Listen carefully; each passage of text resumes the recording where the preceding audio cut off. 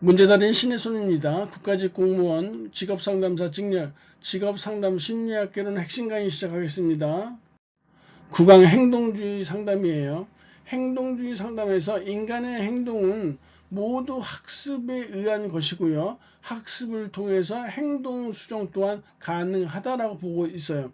학습 이론의 바탕을 두고 관찰, 통제, 자료의 계량화, 결과의 반복 등 과학적 반복을 강조하고 있어요. 이러한 행동주의적인 접근은요, 파블로프의 고전적 조건 형성, 스키너의 조작적 조건 형성, 그리고 반드라의 사회학습 이론으로 분화 발전하게 돼요. 행동주의 상담의 특징을 살펴보면요, 첫 번째, 실험에 기초한 귀납적인 접근 방법이고요.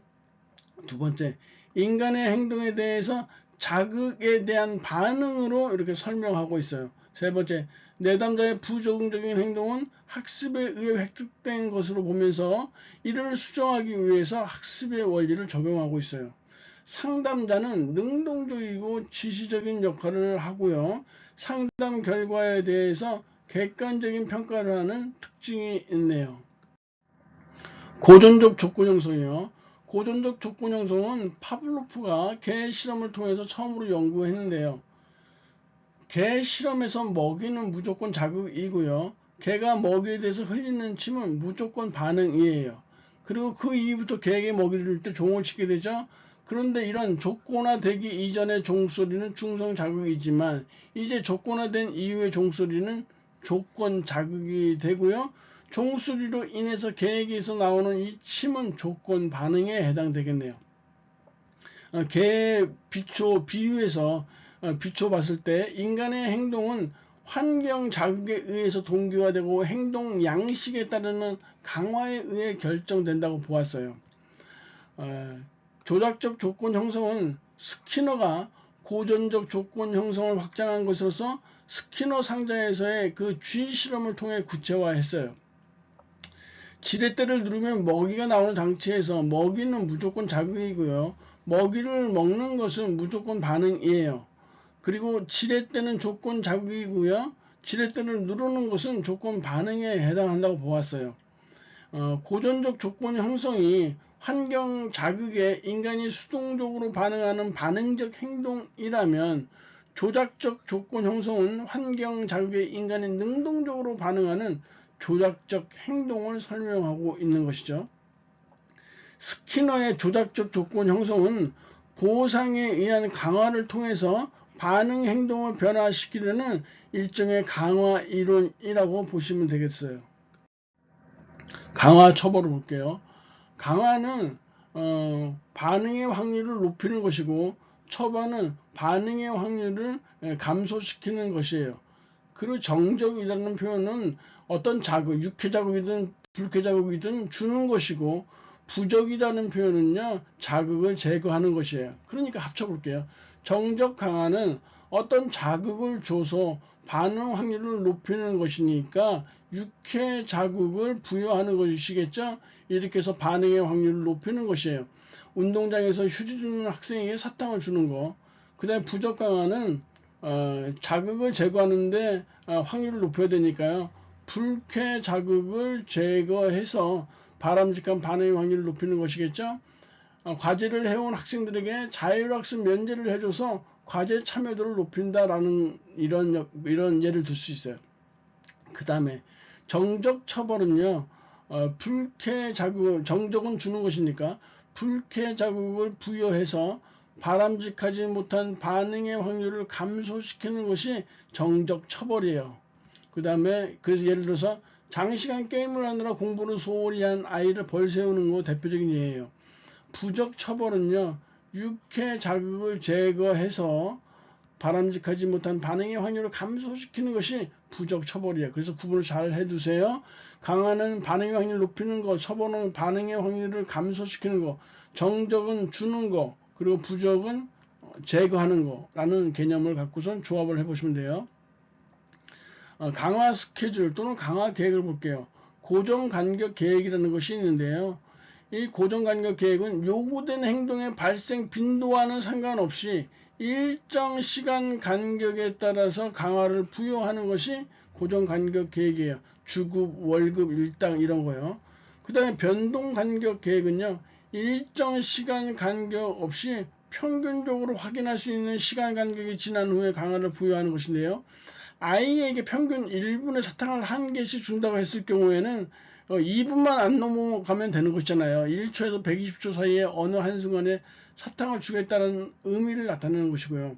그 다음에 고정 비율 계획이라는 것은 일정 횟수의 바람직한 반응이 나타난 후에 강화를 부여하는 것인데요. 자동차 한 대를 판매할 때마다 1인당 10만원의 성과급을 지급하는 이런 예시가 적당하고요.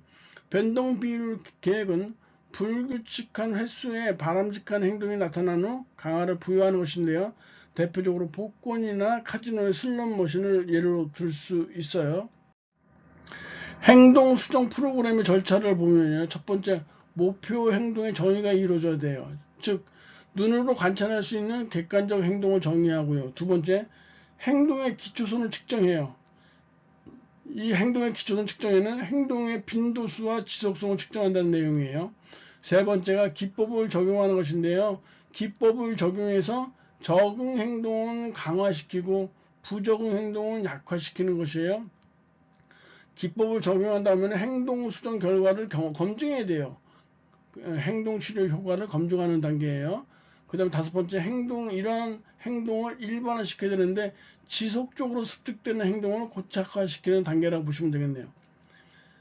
상당 기법으로 대표적으로 체계적인 둔감법, 체계적 둔감법 또는 체계적 둔감하라고도 해요.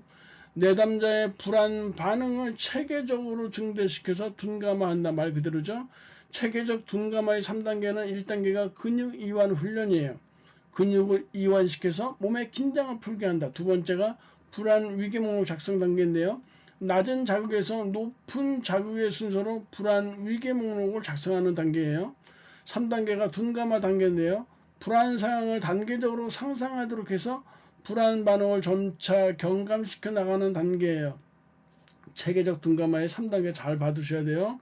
그다음 두 번째는 내적 모델링과 인지적 모델링인데요. 내적 모델링은요, 상담자가 내담자에게 상상해야 할 것을 말해줘서 내담자가 지시에 맞는 행동을 수행하는 모델을 상상하도록 하는 거, 이게 내적 모델링이에요. 인지적 모델링은요, 상담자가 모델링 장면에서 내담자에게 시범을 보이면서 행위와 느낌에 대해서 설명을 하면 내담자는 그것을 듣고 목표 행동을 반복적으로 수행하는 것은 인지적 모델링이라고 해요. 인지적 재구조화라고 있는데요. 내담자의 부정적인 자기 패배적 사고 대신에 긍정적인 자기 향상적 사고를 가지도록 하는 것이 인지적 재구조화를 하는 것이에요. 사고 중지 또는 사고 정지는 내담자의 부정적인 인지를 억압 또는 제거함으로써 비생산적이고 자기 패배적인 사고를 통제하도록 도와주는 것이고, 정서적 상상이라는 것은 내담자에게 실제 행동에 대한 느낌이나 감정을 상상해 보도록 하는 기법이에요. 스트레스 접종은요, 예상되는 신체적 정신적인 긴장을 이렇게 약화시켜서 내담자가 충분히 자신의 문제를 다룰 수 있도록 준비시키는 것이 스트레스 접종이에요. 역할 연기는 일상생활 속에서 수행하지 못하는 역할 행동을 반복적으로 시연시킴으로써 부적응적 행동을 적응적 행동으로 바꿔주는 것이 역할 연계예요. 내연적 가감법 또는 내면적 가감법은요, 원하지 않는 행동과 그로 인해 나타날 수 있는 불쾌한 결과를 함께 상상하도록 함으로써 부적응 행동을 방지하는 일종의 혐오 치료라고 볼 수 있어요. 행동 계약은 두 사람 이상이 정해진 기간 내에 각자가 해야 할 행동을 분명히 정해놓은 후 그 내용을 지키기로 서로가 계약을 맺는 것을 행동 계획이라고 해요. 과잉 교정은 문제 행동에 대한 대안 행동이 거의 없거나 효과적인 강화 인자가 없을 때 유용한 기법으로서 폭력적인 행동을 수정하는 데 효과적인 것이 바로 과잉 교정 기법이에요.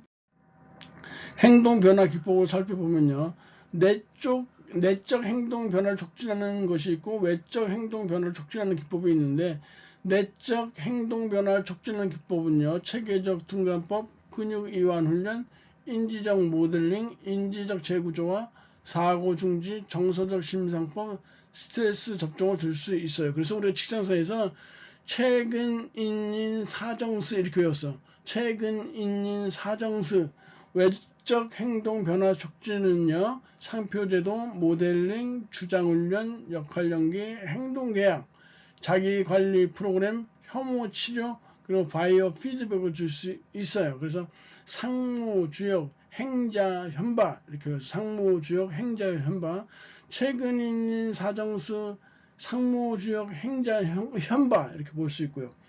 행동주의 상담의 평가를 해볼게요. 공헌점은요, 체계적인 방법으로 상담 기법을 적용하였다라는 공헌점이 있어요. 구체적인 행동 기법의 제공으로 내담자의 행동 변화를 원활하게 하였고요. 상담의 방향성을 책임감 있게 제시했다라는 이런 공헌점을 들 수 있어요. 한계점은요, 감정과 정서적 측면을 소홀히 했다라는 거, 그런 문제 해결에 지나치게 집중하였다라는 세 번째, 내담자의 현재 문제를 과도하게 강조하였다라는 이런 한계점을 지니고 있네요. 19년 공식 문제. 다음에 설명하는 행동주의적 상담 기법은 딱 보시면 답은 쉽게 체계적 둔감법이라는 걸 알 수 있어요. 여기서 반조건 형성이라는 것은요, 조건 자극과 새로운 자극을 함께 제시해서 불안을 감소시키는 그런 기법이에요. 다시 한번, 조건 자극과 새로운 자극을 함께 제시해서 불안을 감소시키는 기법이다. 행동주의 직업상담 이론에서 다시 나와요. 그 다음 변별학습은 직업선택 능력을 검사나 다른 도구들을 사용해서 자신의 능력과 태도 등을 변별하고 비교해 보는 것을 변별학습이라고 해요. 다시 한번, 직업선택 능력 또는 직업결정 능력을 검사 등을 이용해서 자신의 능력과 태도 등을 변별하고 비교해 보는 것을 변별학습이라고 해요. 강화는 내담자의 직업결정에 대해서 적절하게 긍정적 또는 부정적 반응을 보임으로써 내담자의 바람직한 행동을 강화시키는 것이에요. 내담자의 직업결정에 대해서 적절하게 긍정적 또는 부정적 반응을 보임으로써 내담자의 바람직한 행동을 강화시키는 것을 강화라고 해요. 강의진에 고생하셨고요. 다음 시간에 뵙겠습니다. 감사합니다.